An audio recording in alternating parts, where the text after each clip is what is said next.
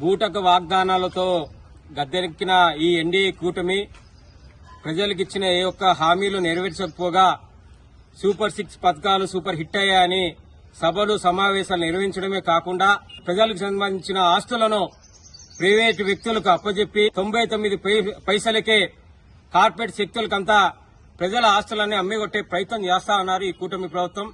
అదేవిధంగా పీపీపీ విధానాన్ని తీసుకుని వచ్చి మెడికల్ కాలేజీ ప్రైవేటు శక్తులకు అమ్మే ప్రయత్నం ఈరోజు చేస్తా ఉన్నారు. దానికి నిరసనగా అఖిల భారత యువజన సమైక్య ఆధ్వర్యంలో 26 జిల్లాల్లో కూడా భోగి మంటల్లో పీపీపీ జీవోని ఎన్నికల మేనిఫెస్టోని దగ్ధం చేయడం జరుగుతోంది. ముఖ్యంగా ఈ రాష్ట్ర ప్రభుత్వం విగ్రహాలు కట్టడానికి డబ్బులు ఉన్నాయి గాని మెడికల్ కళాశాలలు కట్టడానికి ఈ రాష్ట్రంలో ఉండే నిరుద్యోగులకు ఉద్యోగాలు ఇవ్వడానికి నిరుద్యోగ వృత్తి ఇవ్వడానికి డబ్బులు లేవంటున్నారు.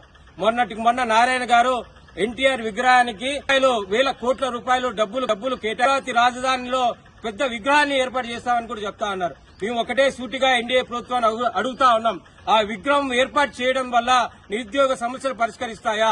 ప్రజలకు ఏమైనా ఉపాధి దొరుకుతుందా? ఈ ప్రభుత్వానికి ఏమన్నా ఆదాయం వనరులు వస్తాయా అనేసి మేము సూటిగా అడుగుతున్నాం. అదే డబ్బులతో 6 మెడికల్ కాలేజీలు కట్టొచ్చు. అలాగే 20 లక్షల మందికి 3 ఏళ్ల పాటు నిరుద్యోగ వృత్తి ఇవ్వచ్చు. వాగ్దానాలు నెరవేర్చే విధంగా ఆ డబ్బులు ఉపయోగం చేయొచ్చు. ఒక పక్క అప్పుల కుడిలో రాష్ట్రంలో ప్రజల్ని తీసుకుని వచ్చి ఆ డబ్బులంతా కూడా వాళ్ళ విలాసాలకు, వాళ్ళ సభలకు, వాళ్ళ వారంటూర్లకు ఖర్చు పెడతా ఉన్నారు. ఈ రోజు డైరెక్ట్ గా ఎన్డీఏ కూటమి చంద్రబాబు నాయుడిని, పవన్ కళ్యాణ్ని, నారా లోకేష్ ని సూటిగా ప్రశ్నిస్తా ఉన్నాం. మీ హెరిటేజ్ లో 50% వాటాలు మీ నారాయణ కాలేజీలో వచ్చిన సంవత్సరం ఆదాయం అమ్మినా కూడా ఆ విగ్రహం ఏర్పాటు చేయొచ్చు. మీ సంపాదన దాదాపు 5 ఏళ్ల పాటు మీ ఎమ్మెల్యేలకు, ఎంపీలకు ఇచ్చే సంపాదన మొత్తం కూడా వాడుకొని కూడా మీరు విగ్రహాలు కొట్టండి, ప్రాబ్లం లేదు. అది కాకుండా ప్రజల సొమ్ముని మీరు ఈరోజు విగ్రహాలు కట్టడానికి వేరే వ్యక్తులకు ఆస్తులు అమ్మడానికి పెడితే మాత్రం అఖిల భారత యువజన సమైక్యగా ఆంధ్రప్రదేశ్ ప్రజలుగా నిరుద్యోగులుగా ఊరుకుండే ప్రసక్తే లేదు. మీరు తక్షణమే ఇలాంటి చర్యలు మానుకోవాలనేసి సందర్భంగా హెచ్చరిస్తూ తక్షణమే ప్రభుత్వ శాఖల్లో ఉండే ఖాళీలను భర్తీ చేయాలి. అలాగే పీపీపీ విధానాన్ని రద్దు చేస్తూ మెడికల్ కళాశాలను ప్రభుత్వం కట్టాలి, వాళ్ళే రన్ చేయాలనేసి ఈ సందర్భంగా తెలియజేస్తున్నాం. లేకుంటే జనవరి 30వ తేదీన మా హక్కుల సాధనకే చలో విజయవాడకు పిలుపునియడం జరిగింది. కాబట్టి ఇప్పటికే ప్రభుత్వానికి హెచ్చరిక జారీ చేశాం.